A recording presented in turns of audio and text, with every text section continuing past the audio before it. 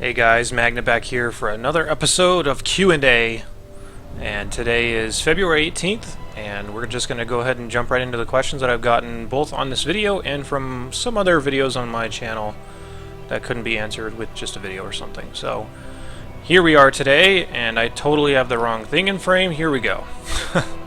I just captured some of my frame and I gotta have some music in the background, and that was YouTube. So this first question asks, in PvZ, when Zerg gets swarm hosts, how do I counter them?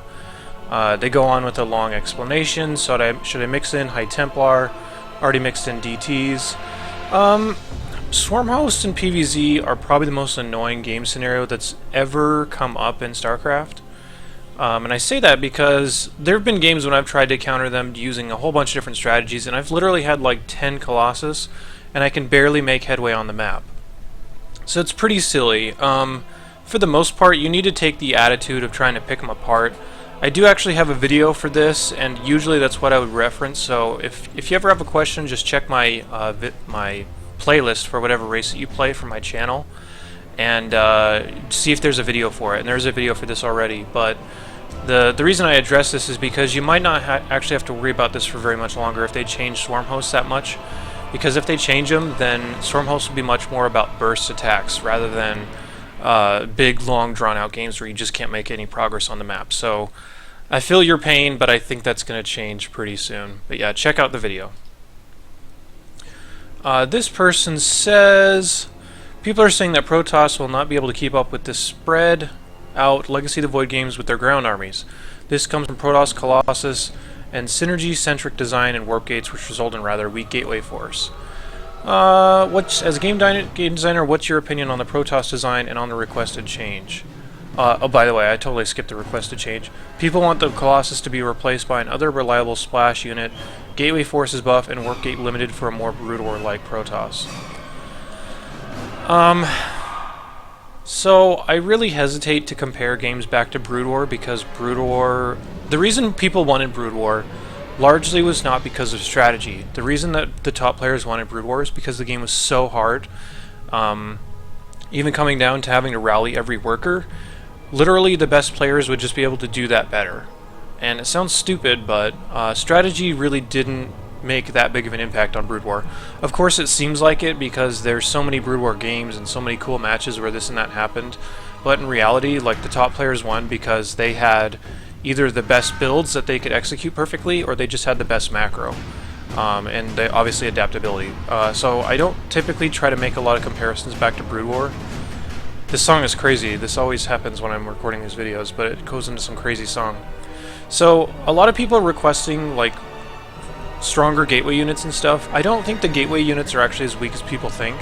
They're not the type of army that can just flat out win against other compositions, but that's to be expected, because if you're fighting gateway units, which are effectively tier 1, versus, say, like Hydras or even Mirages with medevacs, like, those have other tech units mixed in, and there's a lot of upgrades that went into that to make them useful. So there still are players that do get away with a lot of gateway-centric play, like Huck, for example, and Stork, for example, will do a lot of very gateway-centric stuff. MC, to a lesser extent, I guess. He relies on a lot of gateway units. But as far as in Legacy of the Void, I feel like they haven't really done anything new or cool with Protoss yet. And honestly, I don't know what direction they're trying to go in, and I think they're kind of waiting for this new unit to come out and see how it works out with everything else. But yeah, the spread on the map is going to be a big concern. I think that's why recall was instantiated in the first place, because I think recalling defensively is going to be a lot more of a thing in Legacy of the Void, whereas it's really not in Heart of the Swarm right now. I think it'll be okay. I think we just need to give it a little bit of time, but we will see some adjustments throughout beta to kind of make Protoss better, but I don't think that they're going to go as far as like making it Brood War Part 2. They're trying to make it a little bit more like Brood War in the sense that there's more to do, and therefore you're going to open the skill gap a little bit more, but I don't see the Colossus being replaced, even though I don't think that it's a very interesting unit myself. I don't see it being replaced. I feel like they're going to stick mostly with what they have and just try to work around what they've got now. And honestly, it's not that bad. I think a lot of people like to criticize nowadays because they feel like everyone has an important weight in the community as far as on their opinion and how it changes the game. And it's a weird dynamic where literally the entire community is constantly trying to change your game, and almost no other game has to do that. Even back in Brood War, it was literally just like, well, I think this is stupid and this is broken, but it's Brood War and nobody's ever going to touch it again, so I'm just going to learn how to play it, and that's why Brood War lasted for so long. Like, you got to give it a long time before just deciding that something's broken and needs to be replaced. I feel like this community suffers a lot from that mentality. This person says, I'm decently new to Starcraft 2 and I have intermediate skill with managing units, costs, etc. I mainly get sucked into arcade because ladder anxiety isn't there and it's much more casual. Ever been this way / no, I think that's supposed to say people, I can't be the only one. Yeah, a lot of people do go into arcade or play other games or whatever just because they're nervous about playing on the ladder, and I addressed this in a different Q&A to say that it's just like any other game. Like, if I go to sit down and play a game, even a competitive game, like a Super Smash Brothers game, for example, which I'm starting to get into a little bit more, like, people there are really good, and the really good players just waste me. Like, it's not even close. And I don't care because it's a matter of me learning and kind of feeling out the game and getting better at it, and that's kind of how you should treat the ladder, too. Like, it's just another game in the sense that it doesn't really matter if you win or lose. And even most of the time when I lose in Smash, it's in tournaments and stuff too. So like, yeah, I lost the tournament. I lost a few dollars from my entry fee, but it doesn't matter, man. It's a game, and just the fact that you can go into arcade and play even an arcade game against some other people kind of shows that it's really just a mental block that I don't really understand why is in this game. It's kind of weird, but I wouldn't worry too much about it. Like, seriously, just play. Just play knowing that you're not going to ever play perfectly. Nobody's ever going to play perfectly. Just play to have fun and play to work on certain things that you might want to work on and focus on that. And if you win, cool. If you lose, oh well. This person says, what's the best way to take a third base or Protoss and holding it? I have trouble with this against Zerg for the most part, but also against Terran too with multi-pronging. I've had thoughts about using aggression, but I also worry about getting counterattacked. Your thoughts? Third bases against Zerg are really hard. For the most part, you have to basically protect yourself with either sentries or a lot of Stargate tech. And people get misled with a lot of Stargate tech all the time. So I guess theoretically there's 3 ways you can do it. One is either with a lot of sentries and getting into some lower tier gateway tech, like say Blink or something. In fact, Blink is pretty much the only option. I guess you could do Immortals, but then you leave yourself really vulnerable to like mutaplay. So that's the most common way to do it, is just attack upgrades, a lot of gateway units, good force fields is the best way to hold it. And it's hard. Nobody's saying that it's easy, but the alternative ways to do it that are a little bit easier is you can go for really heavy Stargate tech, and that doesn't just mean a whole bunch of Void Rays. That's kind of reactive. Like, if they're going for a whole bunch of Hydras, you could even go as crazy to do like 5 or 6 Oracles, and then find ways to support those Oracles with other units, because, I mean, you know, Oracles counter light units, and if you want a less micro-intensive way to hold a third base, and they're going for super aggressive attacks against it, Oracles aren't a bad solution. So just look for different units that you can be comfortable with, and like I've talked about before, the reason I don't show a lot of my own games is because I try weird stuff, and that's one of the weird things that I've been trying for a long time, is trying to just hold bases with Oracles. It actually works pretty well, and I mean, unless you're in like top tier Masters or something is when you're going to start running into a lot of problems with that. And obviously it's pretty reactionary because you can't make Oracles work against like a Muta build or something, so you need to definitely be on top of your scouting, but there's other ways to do it. As far as against Terran, Terran is all about information. You need observers out on the map, and you need to be hallucinating stuff to know where his army is all the time.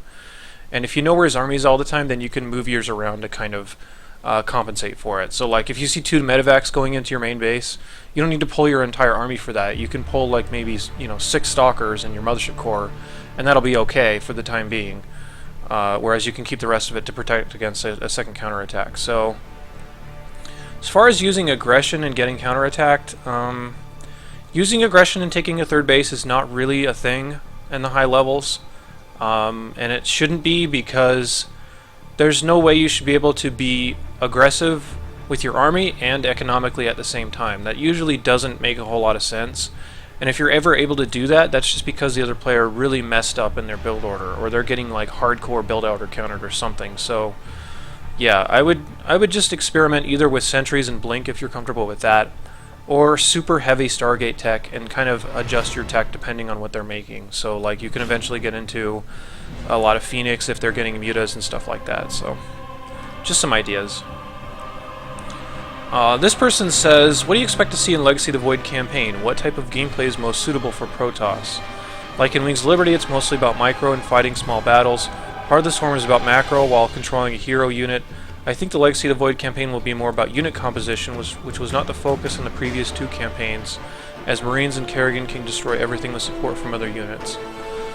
I think they're going to keep it pretty standard. They did talk a whole lot about the campaign as far as, I believe, the story design in BlizzCon from this past year. I don't know if they talked a lot about gameplay too much, and if they did, I haven't really looked at it because whatever they're planning is going to be changed so much from when it actually gets released. And a lot of times when game developers talk about their plans, they envision it in a totally different way than how it turns out. So, honestly, I expect them to stay kind of a little more focused on the hero type of units, considering in the previous maps you always did have a hero with your Protoss unit, and it's really hard to make a game, an RTS game, feel like the story really matters a lot. And considering they had a whole panel, which again I'm pretty sure about the story in Legacy of the Void, I think they're going to be focusing a little bit more on hero units, but probably not as strong as they were in Heart of the Swarm, because Heart of the Swarm, like, you could have Kerrigan always busy and doing stuff, and there wasn't really a penalty for her dying, other than having to wait for a little while. So I don't know, maybe more squad-based hero type of stuff, like kind of like the underground Nidus War mission from Wings of Liberty. That's what that game's called. It's been so long, but yeah, I think that's about what we'll see. But honestly, I have no idea. I think it'll be a mixture of everything they've kind of done in the past. Let's see.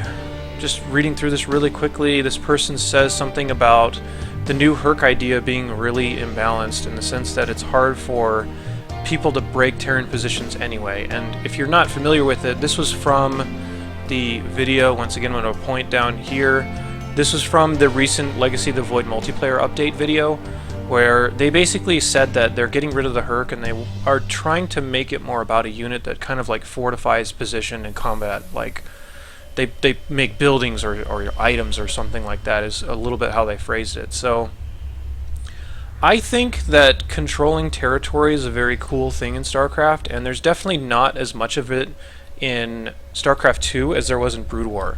Like, the reason that people really like Brood War in the sense of the battles is because the battles were very long and they took a lot of constant attention and constant control. So I think territory control is something they really should be looking forward, or rather looking into a lot, but not in the way that Swarm hosts were, because Swarm hosts would totally control territory, but they would also completely and totally pin somebody back in their base and not give them any options to move around on the map. Whereas with Terran, if you were, for example, constructing like forward planetary fortresses or a bunch of tanks and a whole bunch of units to support the tanks in their position, then you could theoretically go out and harass on the map, and it's going to take them a little while to move in and actually deal damage to you.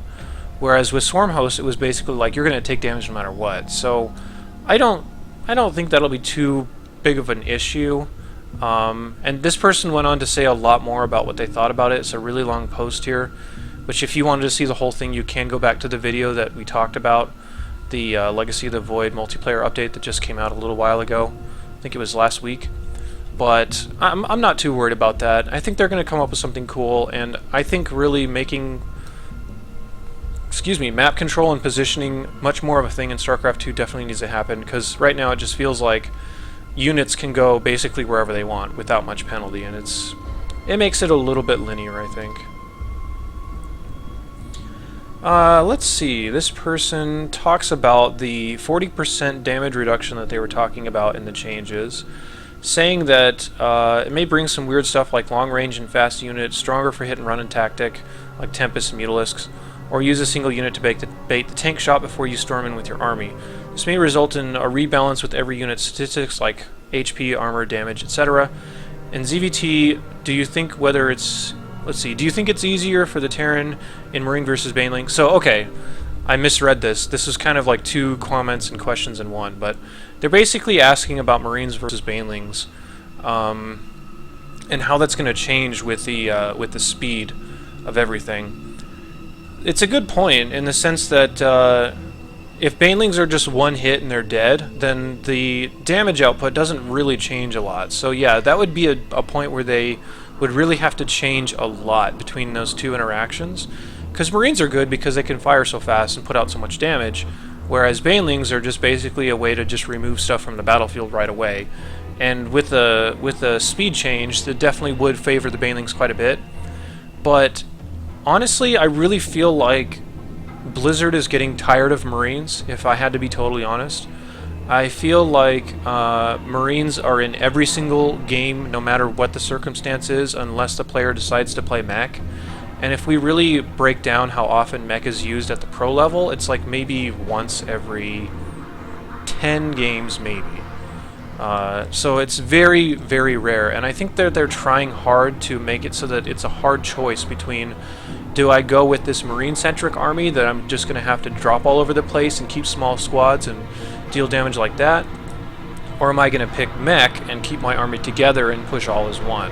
I think they're really trying to cleave those two apart, because right now Bio kind of just does both better than what mech does, obviously with some exceptions, but I mean, like there's too many engagements in Starcraft 2 right now where you can just have a big lump of Bio and just attack and win, whereas Bio's design isn't meant to do that, so I don't know.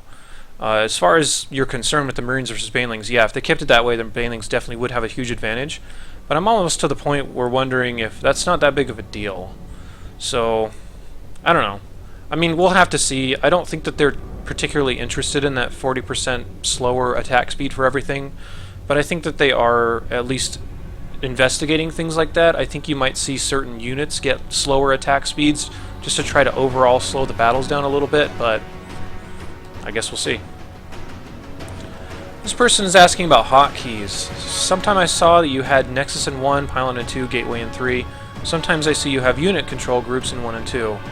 I've talked about this a lot, saying that hotkeys should just really mold around how you play. I play on grid, so 1 through 5 is the easiest for me to access. In a lot of games, I actually won't hotkey a lot of my units just because I like to have them scattered all over the place. And if I were to hotkey every little group of units, I'd have to have like 15 hotkeys. So I've just gotten used to not hotkeying a lot of my army. And if I really desperately need all hands on deck, I'll just use F2. It's kind of bad mechanics in a lot of ways, but there are some points where I will hotkey, you know, certain portions of the army that are important that I'm going to need to jump back and forth between, say like a harassing group of phoenixes or something like that. But it just depends on what you're comfortable with. Like, it's not to the point where you're not going to advance from, say, like gold to platinum because you're not hotkeying your army. Like, you could legitimately be masters or grandmasters not hotkeying your army if you have some suitable workaround. But I mean, it definitely does come back to the point that hotkeying everything you can is going to be better. So yeah, as far as favorite Protoss hotkeys, usually just 1 through 5. I did try for a little while incorporating tilde as one of my hotkeys, since that's usually basically never used, but I never really got used to it. I'll probably try to work it back into my gameplay a little bit though in the future. Now that Legacy of the Void is on the way, I'm guessing that the build orders currently used will no longer be useful. So I'd like to know if there's any sort of recipe for creating builds, or is it just pro-level players that do this, and should we wait up for them to come up with new build orders? I love this question. I'm so glad somebody finally asked me this, because crafting build orders is something that I love to do, and I'm the type of person where even if something is already figured out, I won't pay attention to it, and I'll try to just learn it on my own or create my own way, even if it's already been done, and I just won't pay attention to it, just because I think the idea of creating your own thing and seeing it work, especially in a competitive setting, is really rewarding. So there's no real recipe for creating builds. Honestly, I would just start off by thinking, like, I know what can happen in this matchup. Say, for example, you know that Zerg, if they make a spawning pool, then if they make a spawning pool on like 14 supply, then the fastest they could possibly have Zerglings out and at your base is like, you know, 4 minutes, for example. then you can craft a whole bunch of build orders to say, if I scout this and this is what's common, then I can mold my build order in a little bit different ways and try to get ahead. And then it's just logical steps. Like, your build order has to have every respect to what your opponent could do based upon their race. So, like, literally Terran could not have a barracks units out faster than, like, 2 minutes and 30 seconds, for example. Obviously some variation is in there, but and those times aren't exact, they're just examples. But if you just craft it around the fact that knowing that this race can't do this by beyond this time, that's when you can start kind of crafting builds to see what you can get away with. So if you're in a matchup, say like TVP, and you see every pro getting out on the map with their first 2 medevacs at 10 minutes, then you can say, well, do I really want to abuse that window, or do I want to get medevacs out faster? Like, what do I want to do with this? You have to be mindful of what your opponent can do, and then gear your build as efficiently as possible to what you want to do. And I know this is a really vague question, but I think a lot of people miss the fact that almost every build is built around exactly what their opponent could be capable of. And it's more so what their race is capable of versus what the person is capable of, if you think about it that way. So you can craft your own builds, and yeah, the Heart of the Swarm builds will be pretty useless once Legacy of the Void comes out, because all the timings will be totally different. All the resource acclimation and stuff will be totally different. So we're going to see a whole bunch of new stuff. Whole bunch of new stuff. That doesn't really make sense, but whatever. If you want to make your own builds, go for it. But keep in mind that you're trying to be as efficient as possible, and every build is always predicated on you being able to make workers and spend your money and get stuff absolutely the fastest time possible. Whereas some people are like, I'm going to make my own build, and then they miss SCVs for like 2 minutes, and it's like, well, and that's not really a build if you're wasting all this time and money. Okay, this person says, I'm starting to play against AI, and I can't beat the very hard level of AI. I haven't played matchmaking yet because I feel I need improvements on my micro, strats, and decision making. Is the harder level of AI enough for me to go public into matchmaking? There's no rule as far as when people start. People start at all levels, and harkening back to my Smash example, like, I'm a total noob in Smash only because the community is so good at that game. But I'm okay with being a total noob because I have people that I can learn from. I understand that I'm going to lose, and it doesn't matter because I'm just trying to get better. And the same thing goes for Starcraft. Like, there are people on there playing ladder that have never played a game of Starcraft before. There are people on there that only play Starcraft once every 6 months, so they obviously they're not that invested in trying to be good at the game, they just like to play it every once in a while. There's a whole realm of people, and you can play whenever you want. But if you're having trouble beating AI, it's mostly centered around your ability to mine, spend your money, and understand what your opponent is bringing at you. So, I mean, this game really just boils down to how big is your army by what time in the game. And if you need bigger armies, you need to expand faster, you need to get more money, and you need to spend your money. And that's really mostly what centers around it. I wouldn't focus on micro decision-making strategy or anything like that until you understand that bigger armies is what really matters in this game. This person says, what's a good idea if you go up against Siege Tank but aren't invested in Colossus and Blink Stalkers? Blinking on top of them just gets them shredded by ground army, and by the time I bring out some Immortals, they have like 7 tanks and I'm already dead. Is this a fair early game? This is fairly early game. Any ideas? Should I just ignore it and continue to build a counter army? You should actually know that they're meching way before you have Colossus Tech even started. So typically in this matchup, you're going to want to get either a Stargate or a Robo as your first tech, and whatever comes out of that has to be the first thing you do with it is you send it into their base, whether it's an Oracle or an Observer. You need to know what's going on, and if they're just making a whole bunch of factories and not extra barracks, then it's obviously going to be mech, right? It can't be anything else. So then at that point you would just not even make Blink or Colossus, because Blink Colossus is really bad against mech, especially tanks. So that at that point you want to start getting into more things like Charge and Immortals, or maybe you could even start getting into Stargate units, which is ultimately the biggest reason why mech hasn't been a thing up to this point. And it may be in Legacy of the Void, but Stargate armies will almost always win against big mech armies anyway. So yeah, you just need to know sooner and react sooner, I think. Alright, this person says, this is a long question by the way, and I always have to resize my bounds on this box because I can't ever tell how big the questions are going to be, so yeah, but anyway, not that you really care about that. So this person is basically talking about how they play ladder and they see a lot of really dumb strategies, or they overreact to strategies that they shouldn't be. I think you just need to set ground rules for yourself in every matchup to say that, like I was talking about before with build order crafting, like if you know absolutely what your opponent can be capable of doing by a certain point in the game, and you can see those triggers go off. Like in your comment here, you say, if I'm playing ZVP, I see he's chrono boosting his upgrades and robo, so I expect an all-in.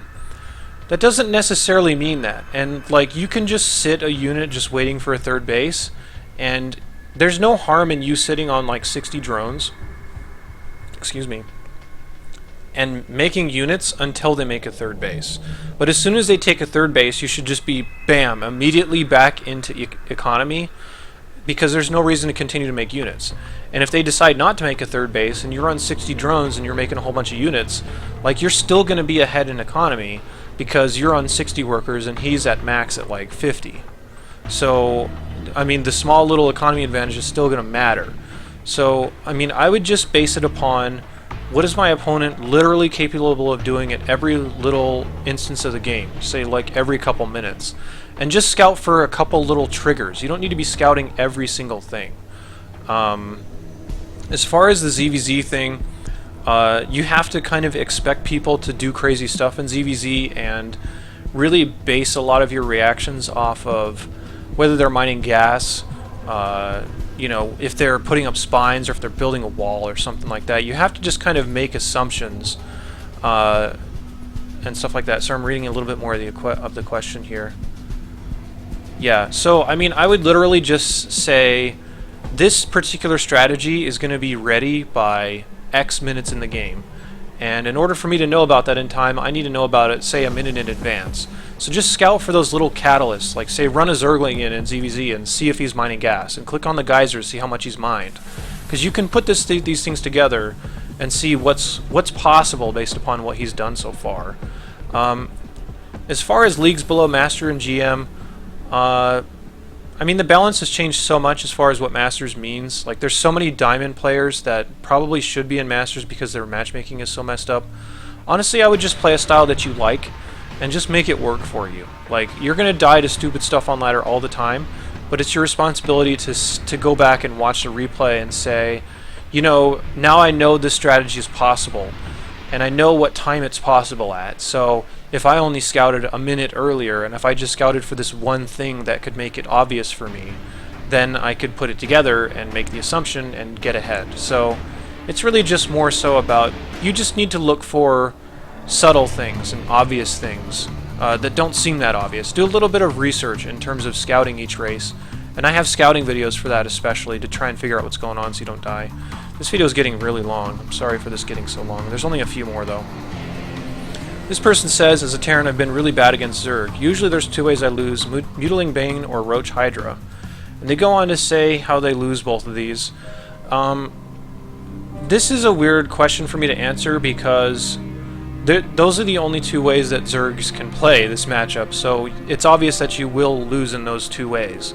As far as Roach Hydra, it's definitely more about tanks, and it's more about the fact that you should be able to scale a lot better against the Roach and Hydra, say like Marine Marauder. Both of these instances are probably just either you're not comfortable with the unit compositions that you're using and maybe should consider playing mech or a different style other than bio, or they're just flat out macroing you. They just have more income, more money to spend on their army, and therefore they just have a lot more stuff and they kill you. So check out the strategy guides versus Zerg. I think you said you're Terran. So check out the strategy guides, whereas I just go over really basic stuff in the strategy guides. It might give you a little bit more information. Otherwise, just check out the playlist for Terran and poke around in there until you can find some videos that are more appropriate. Okay, this is another person talking about how hard Micro is versus Protoss, and this is something I hear a lot, that it's hard to win TVP just because the Terran has to micro so hard. And it's true, But something that a lot of people don't understand, and something that's hard to wrap your brain around, is that every pro that plays this game is probably way better than you're ever going to be in this game. So it's hard to copy what the pros do and get the same level of success. And the reason I bring it this far around is because typically people learn from pros, and every pro pretty much runs bio versus any other race. And this is important because bio takes a lot of actions for it to actually be good. So the aim for any sort of bio army is that you're going to peel them apart with 2 and 3 different engagement points rather than just one. And that's why a lot of people lose with big bio armies, because they just try one engagement point since they don't have all the extra actions to be doing everything else on the map. So I would honestly take a look at whether you have the actions to support bio, and that means dropping in 2 and 3 different places at once to try and peel them apart and kill them because you have a much better economy, or because you're just getting better trades across the board that way. Or consider switching your unit compositions. Consider playing mech, because mech doesn't require insane amounts of micro to make it work. And there's a lot of really cheap things you can get done with mech, like Hellion run bys or drops or whatever, that can get you pretty far ahead in mech games. So I would very seriously consider changing your unit composition if you're having a hard time playing bio strategies. This is the last question, by the way. So this person says that they were downloading some replays from IEM Katowice, and they were, or Katowice, I don't know how to say it, but they were watching Hero, and they were saying that Hero was blinking their units off camera. And they were asking if it's possible. I'm pretty sure it's possible, in the sense that if you blink and your units can't get to that centric point, then they will go to the next closest point, which could be off camera, or he could be blinking on the mini-map, which I think is possible as well.